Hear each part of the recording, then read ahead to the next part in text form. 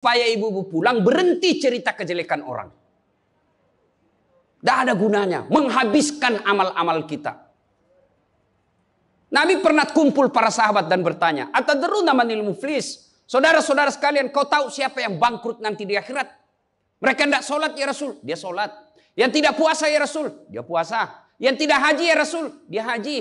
Yang tidak bayar zakat ya Rasul, dia zakat sedekah. Kalau begitu siapa yang bangkrut ya Rasul? Jarusu wa khati'ur rahim. Tetangga yang jahat sama tetangganya dan yang suka memutuskan tali persaudaraan. Dan salah satu jahat sama tetangga dan memutuskan tali persaudaraan adalah mereka suka menceritakan kejelekan orang. Adakah orang yang senang dicerita kejelekannya? Ada? Ada? Ada ibu? Lalu untuk apa kita cerita orang?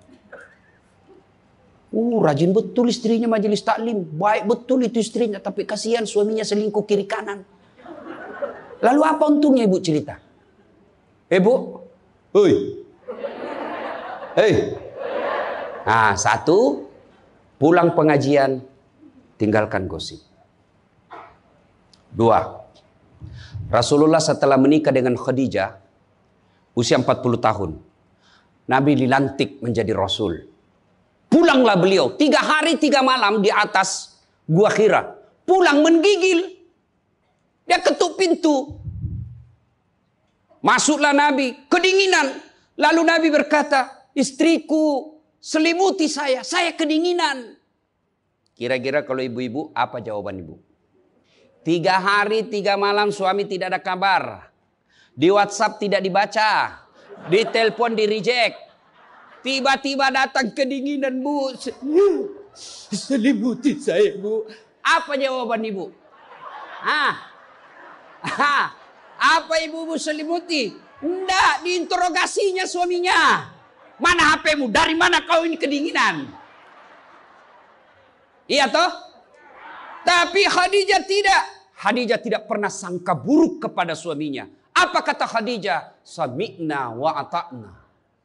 Hikmah yang kedua buat ibu-ibu, sangka baiklah kepada suami. Demi Allah, tidak ada kebahagiaan rumah tangga yang dipenuhi dengan sangka buruk. Ibu mau bahagia dengan suami? Mau? Hilangkan sakwa sangka, hilangkan sangka buruk. Telepon suami tidak dijawab pagi-pagi, sangka baik. Oh, berarti suami saya lagi sholat duha. 1 jam kemudian ditelepon, belum dijawab juga. Oh, berarti suamiku lagi meeting dengan gubernur. Telepon lagi siang-siang tidak jawab. Oh, berarti suamiku lagi sholat berjamaah di masjid. Sore ditelepon tidak dijawab-jawab. Oh, berarti suamiku dia lupa handphonenya. Tiba-tiba sore masuk WhatsApp teman kita. Saya lihat suamimu bonceng cewek, cantik betul. Oh, berarti suami saya lagi nge-grab.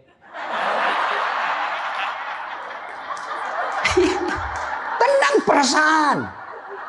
Ibu-ibu, demi Allah, tidak ada kebahagiaan orang yang selalu sangka buruk.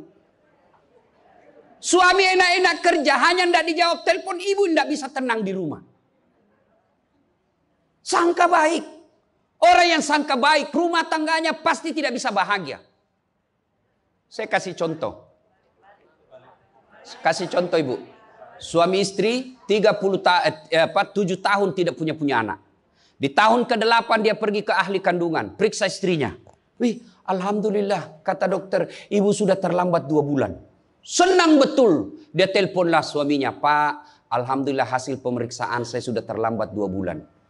Tapi Pak jangan cerita-cerita dulu ya. Malu kita nanti kalau tidak jadi lagi. Oke Bu, ini rahasia berdua. Jangan cerita ke siapa-siapa. Setuju Bu ya? Setuju Pak. Oke.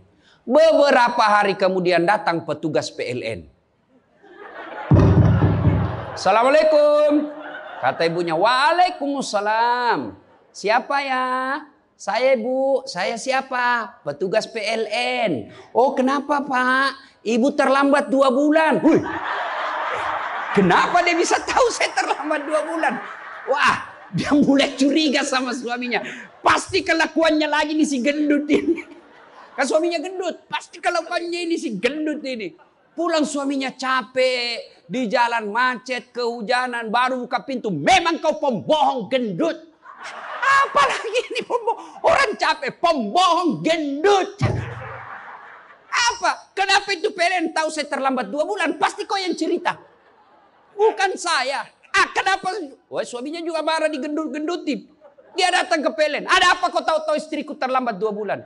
Dia bilang ini ada catatannya, Pak.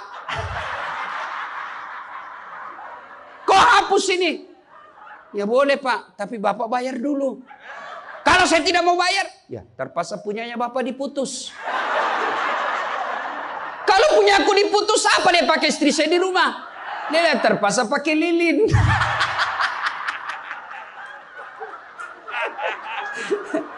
Inilah bahayanya sangka buruk. Bu. Halo Ibu. Bu. Salatullah salamullah ala toha Rasulillah. Salatullah salamullah ala Yasin Habibillah. Oleh-oleh kedua pulang maulid, hilangkan sangka buruk. Tidak ada kebahagiaan orang sangka buruk. Begitu juga kepada pimpinan kita. Kok saya dimutasi? Sangka baik. Saya tadinya kok kepala dinas menjadi staf ahli. Berarti Bapak dianggap ahli. Ini staf ahli kan enak. Ahli yang tidak ada stafnya. Sangka baik. Oh, berarti Pak Gubernur merasa saya perlu istirahat, banyak berpikir. Sangka baik. Jangan pernah sangka buruk. Tidak ada kebahagiaan orang yang sangka buruk. Sangka baik. Saya dalam hidup saya, betapa banyak Allah kasih pelajaran. Saya baru tahu maksud Allah yang baik setelah beberapa saat berlalu. Begitu ada kejadian sangka baik saja, tunggu akan muncul. Oh, ini maknanya ini. Tamat SMA kan saya daftar polisi, Bu. Tentara. Akabri. Begitu tes fisik, tidak lulus. Kenapa? Ceper. Tidak cukup tinggiku, Bu. Saya protes kepada Allah. Ya Allah, kenapa kau lahirkan saya dalam keadaan pendek? Kau tidak jadi rugi jadi Tuhan kalau saya jadi tentara. Teman saya lulus waktu itu, Bu. Dia sekarang polisi 2 bunga, reserse, baret merah. Saya lulus pakai baret putih. Alhamdulillah jadi ustadz. Alhamdulillah karena baret putih saya pakai, mulai baret hiram sampai baret merah, saya ceramai semua. Yang terbaik. Gubernur sebelumnya, kepala dinas, tiba-tiba kita tidak ada jabatan, sangka baik. Itulah hidup.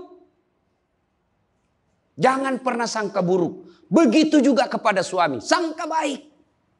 Tidak ada ketentraman bagi rumah tangga yang selalu disertai sangka buruk. Dan ibu enaknya jadi istri karena ibu tidak tanggung dosanya suami. Saya bilang sama istri saya, Mama nyecek.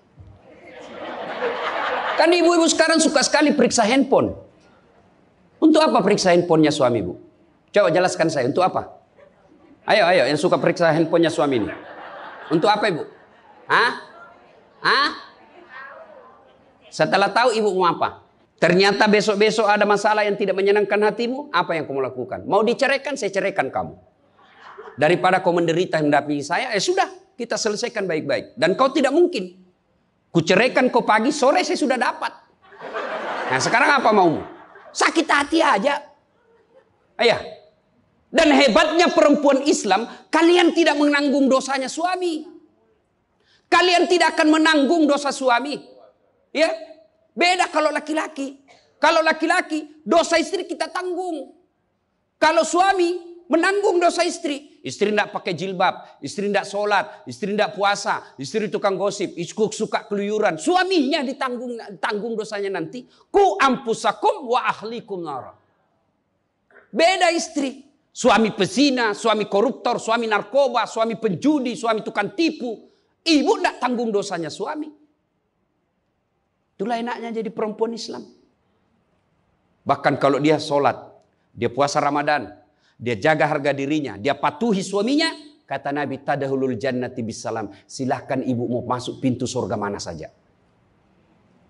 Makanya sangka baik saja, tidak usah sangka buruk.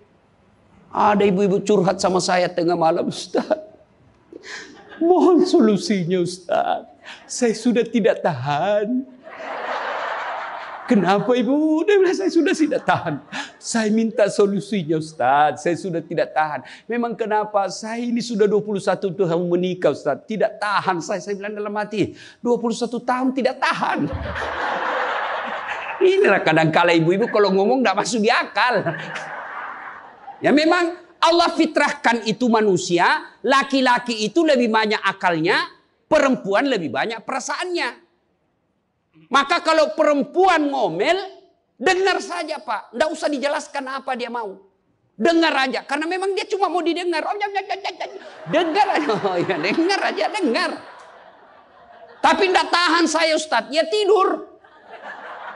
Rumus menghadapi perempuan itu, ilmu paling efektif, sabar. Tidak ada sudah kalah itu ilmu sabar. Diam. Tidak usah dijelaskan. Biar dijelaskan tidak masuk di akalnya. Apalagi kalau dia sudah bilang pokoknya sudah Pak, lebih diam aja. Pokok sudahlah. Dijelaskan satu muncul pertanyaan dua. Dijelaskan tuntas yang dua muncul lagi pertanyaan tiga.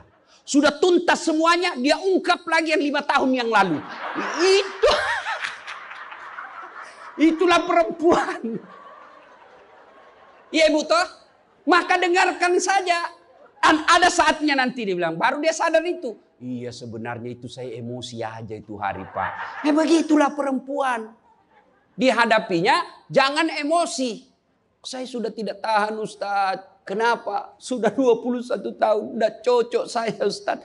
Saya bilang Ibu tahu enggak baut? Tahu Ustaz. Apa pasangannya baut Ibu? Mur. Sama enggak? Sama modelnya? Sama bentuknya? Beda. Justru perbedaannya yang membuat dia kokoh. Berarti rumah tangga tidak akan pernah kokoh kalau mau menyamakan. Yang kokoh adalah ketika dia mau saling menerima kekurangan dan kelebihan. Itu pasti kokoh. Mana mau cocok jenis kelamin aja kita tidak sama. Iya. Pendidikan aja kita pasti beda. Latar belakang budaya kita pasti beda. Maka yang membedakan itulah kalau kita kelola dengan baik dalam rumah tangga, dengan faktor utamanya sangka baik, insya Allah bahagia rumah tangga.